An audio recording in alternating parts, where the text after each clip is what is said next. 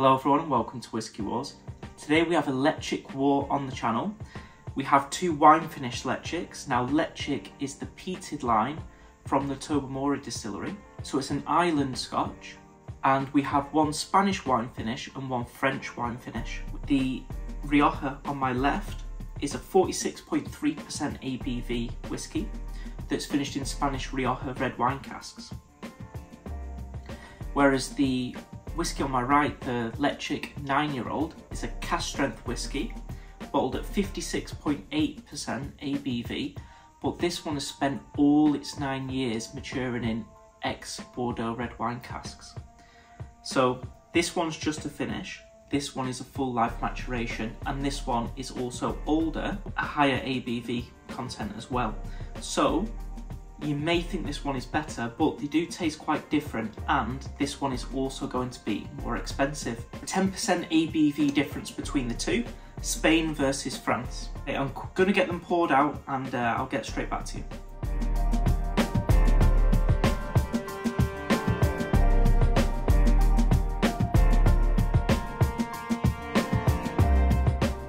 Now I don't do this a lot, but I would like to take a moment just to appreciate the boxes. Of course, we're moving into an age where companies want to make less boxes for environmental reasons, but I love collecting them and I like to show them on my shelves. And this is actually one of my favourite boxes. The artwork on it is just incredible. It's like a really nice oil painting, and actually, quite disappointingly, this is a nice box, but it's not as nice as the Rioja cask, is it? It's a little bit bland and dull actually, and I feel like at the price point it should have been a little bit more interesting. The colour is almost like a salmon colour. It's that pink rose petal, almost salmon colour to a gold liquid. So it's like rose gold. And it is really, really nice, although it doesn't look natural. Whereas the 9-year looks like plenty of other red wine matured whiskies. It's got that darkened gold colour that's slightly turning red like a sunset. A really nice summer sunset. Okay, let's get straight into the nose. The nose on the Rioja cask is a real powerful one. A really good amount of peat actually in this whiskey. And for me, I would actually say the peat comes across a little bit Islay-like, but just a touch sweeter than a normal Islay. So a Talisker, I feel like the peat comes across sweeter than it does with the Ledaig Rioja cask. It's very salty as well. And I think the peat isn't sweet, but the red fruit influence makes it sweeter. For me, that there's a real earthiness to this. If you keep on the nose for a little bit, once you acclimatise to that, because initially you will get something a bit sweet, earthy peat, salinity, a little bit of oak, but actually now it's developing and I get a cherry Bakewell tart. So that gives a little bit of an almond-like, marzipan-y nose. And actually, it's really nice on the nose. So salty, earthy peat, not too sweet at all, but the sweetness comes from grapes, and I get a cherry Bakewell. So a little bit of vanilla, a little bit of almonds, marzipan, cherry, cookie almost flavour. It's really nice. When I purchased this whiskey, I always knew it had a lot to live up to. It was just whether or not it could actually live up to it. But I was very hopeful. And the nose is actually really quite different. Now, if you saw my neck pour on the 9-year-old, which I posted recently, you would know that I said the nose wasn't jumping out the glass. For a cask strength, I found that, I wouldn't say bad, I like that, but there was really nice flavours in there, but it wasn't aggressive like I thought it would be. Now it's had time to really open up and develop. And it's very complex, but it's beautiful, but in a very, very different way. I thought this whiskey would be sweeter and more red fruit forward than it is, having spent all 9 years in Bordeaux red wine casks.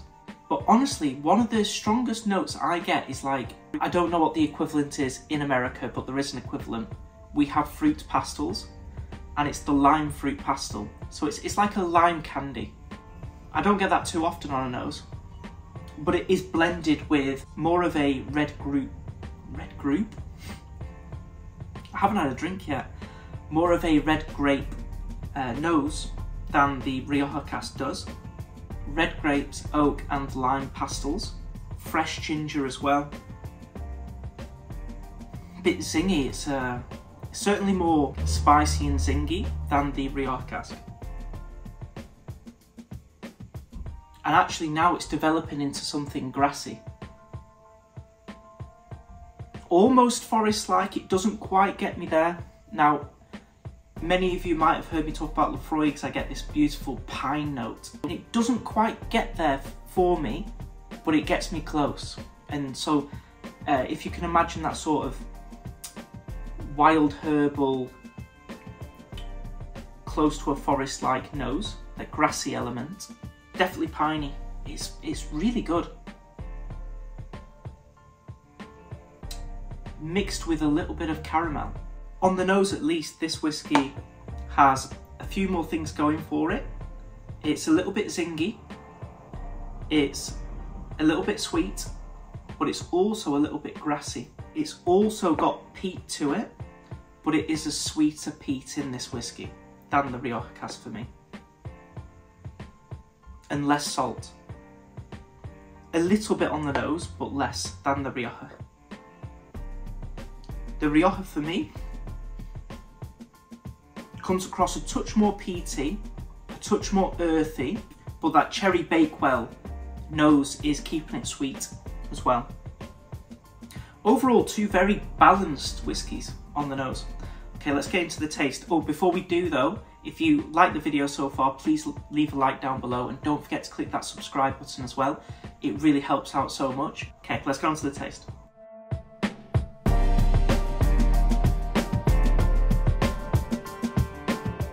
Every single time.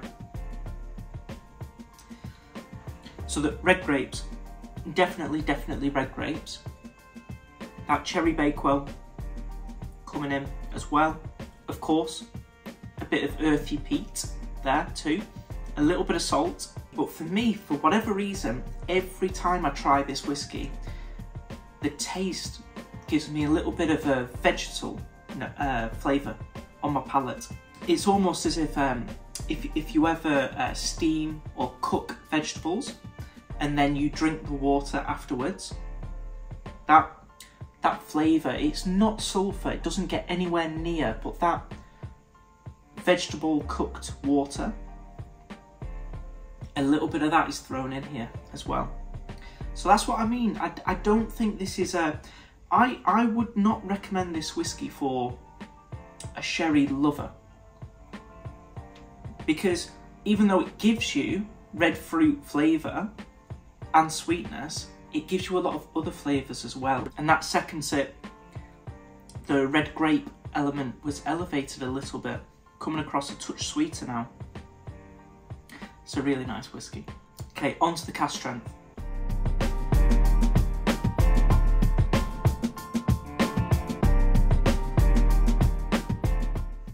This one has improved since its neck pour for me. Oaky, woody, spicy. A lot of ginger on the palate. But that lime pastel holds true. So it's giving you a spicy, zingy, but also tart citrus. And then under that, I'd say they're the dominant notes for me. It's under that you get the red fruits coming through. And for me, that red fruit is actually going to be predominantly red grapes. I don't get the cherry that I get on the Rioja cask. I feel like it's supported with pine needles, pine resin, which, like I say, gives me that little bit of a forest element to the whiskey. And so this one's a very well balanced and complex dram as well, but in a very different way. But I have to be honest, my favourite note in a whiskey is the pine. I just adore the note. And so that's why I love Laphroaig, but I love this Ledaig as well for that reason. That pine, it's not too strong, it's stronger than in a Laphroaig, absolutely, but it is there. And then just supporting it, and then on top you've got caramels and red grapes with that zingy, woody, spicy, citrusy, little bit tart with the lime pastel. It's really nice, really, really nice. I prefer the Ledaig 9-year-old because of that pine, the addition of the pine. It's really nice for me. And that little bit of lime elevates that pine note as well and really starts to bring it out. It's a really, really nice bit of whiskey, I have to be honest. The Rioja is as well. It's absolutely fantastic, but I would say that vegetable note is a little bit worse for me. Dare I say it, I believe the Rioja cask to be a touch more sweet than the 9-year. And I think that's partly because of the lime, the ginger and the wood spice. The Rioja cask doesn't have it, and therefore it allows those red grapes and cherries to come to the fore. And also, I mentioned cherry bakewell, that vanilla cream, sponge cake-like sweetness, it just becomes a little bit more dominant than the caramel and red grape on the 9-year-old for me, anyway. Okay. Quickly touching on the price, the Rioja cask. Now, I said in a recent video, and I'm a bit annoyed with myself really, since I bought this whiskey, I bought it for £32, and it's always been £32, and I checked a couple of months ago, and it was still £32. So in a video I said it was £32, and a commenter rightly wrote in the comments, where are you getting it for 32? I can see it online for 40. And so I had a look and I was shocked. It's gone up to £40, and I can't keep track of whiskey prices at this moment in time. It just, everything seems to rise, which is such a shame. However, what I will say, this makes the decision to upgrade to the cask strength that little bit easier now, because at £32, the cask strength is £80.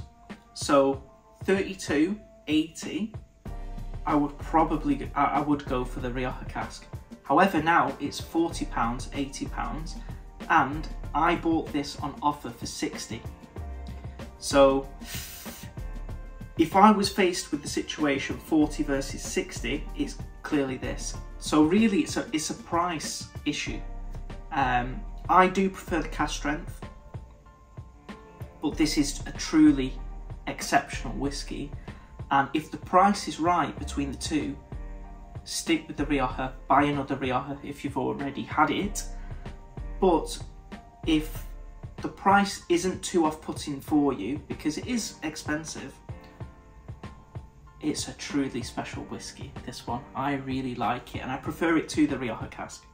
So I hope that helped. The winner today is the Rioja 9-year. If you enjoyed the video, please leave a like on the video down below, and don't forget to click that subscribe button as well. On the road to 1,000 subscribers, hopefully we can do it. And recently I've also made a Patreon account which helps fund future whiskey purchases, just because at the minute I'm finding that very difficult. So that's an option for you guys as well. I really appreciate everyone who signs up for that. Thank you so much for watching this video, and I hope to see you all for the next Whisky War.